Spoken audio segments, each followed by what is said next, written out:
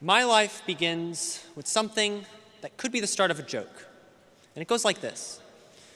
A Christian, a Muslim, and a Jew walk into a bar.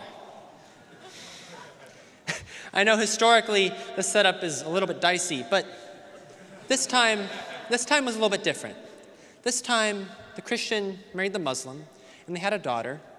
That daughter grew up Christian until she met the Jew, converted to Judaism, married the Jew, and had a son. 22 years later, that son is standing here with all of you graduating from Harvard University.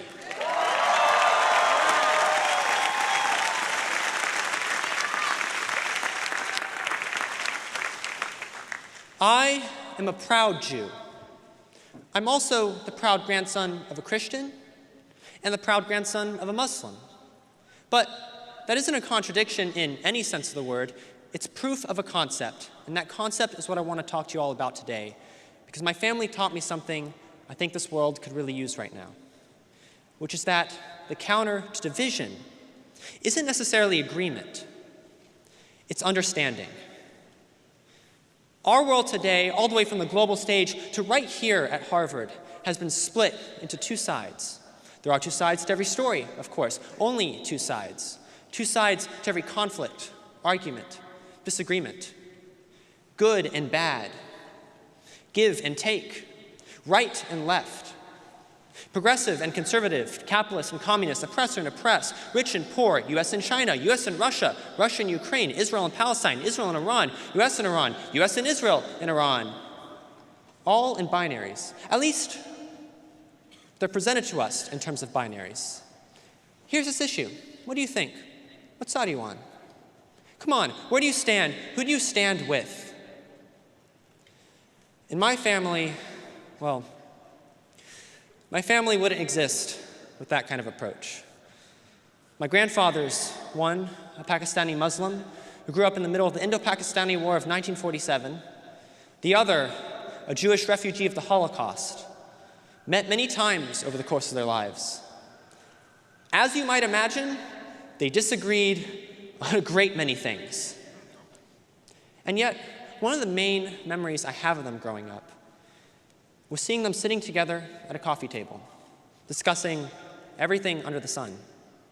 And when they weren't in close proximity, I remember hearing their voices over the phone as they called my parents, always remembering at the end of each call to ask about the other, how they were doing, what were they up to.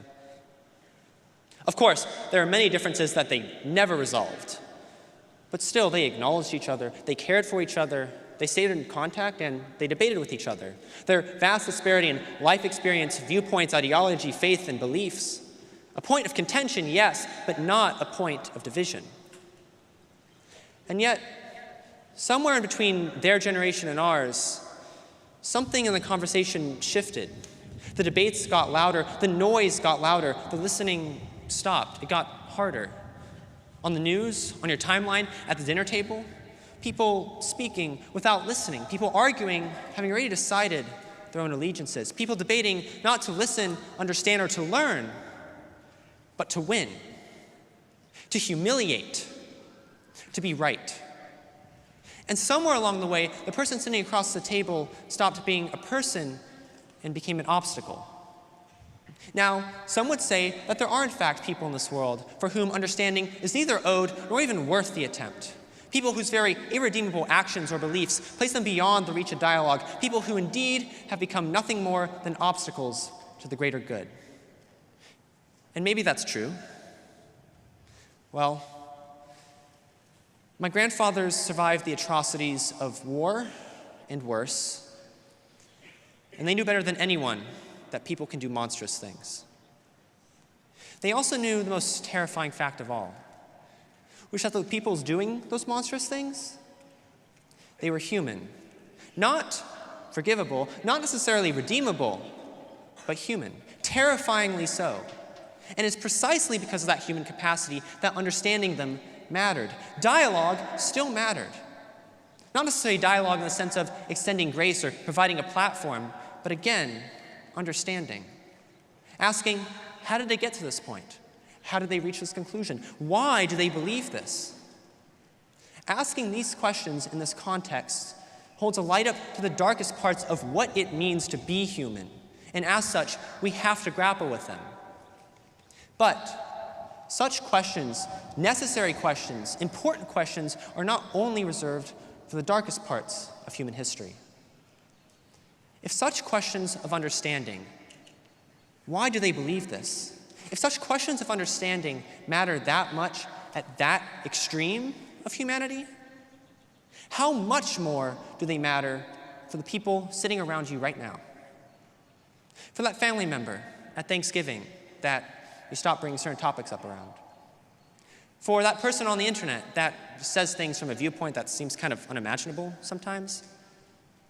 For that student in section that you smiled at once and said, "Interesting point," and then went back to your dorm and complained about to your roommate. Or for that one friend that you started to phase out because they said some things once that just didn't sit quite right with you. Take about 8 billion of those people, put them together, and you get our world. Many of us who come to Harvard have dreams of changing the world, of leaving an impact. But you cannot change a world that you refuse to understand, to talk to. You cannot convince someone of something if you do not understand them first.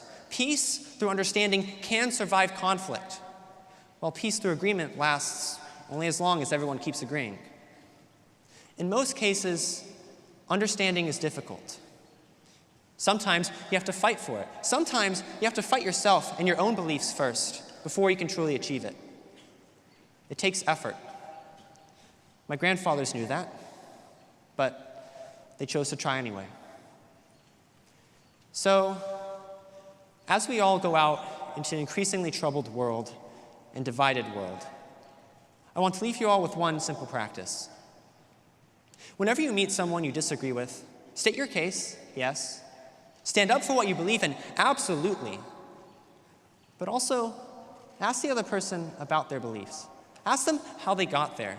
Place yourself in their shoes and ask, why do I believe this? Listen like you might be wrong. That is not a weakness or betrayal of your own ideals. That is the hardest and most important thing you can do in a world that is constantly telling you, pick a side. I told you my life begins like a joke. Well, my Muslim grandfather was buried facing Mecca. My Jewish grandfather was buried in accordance with Jewish law. My Christian grandmother was buried with the cross. In a way, the punchline never really came. There was no resolution to the setup. They were all very stubborn, and they held on to their own ideals and traditions until the very end. But still, they respected each other, they chose each other, and at the end of the day, they were proud to be of one family. Look around you right now. Look at the people around you. The person to your right, the person to your left. You're sitting now amongst people of every belief and every background, a family that we have built over the years here at Harvard. Do we agree on everything? Ask the section kid. Will we ever agree on everything? Certainly not.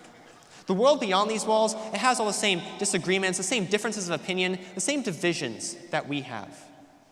But I urge you, see the people in your class for who they are as people. Fight to understand them and their beliefs just as much as you stand up and fight for your own.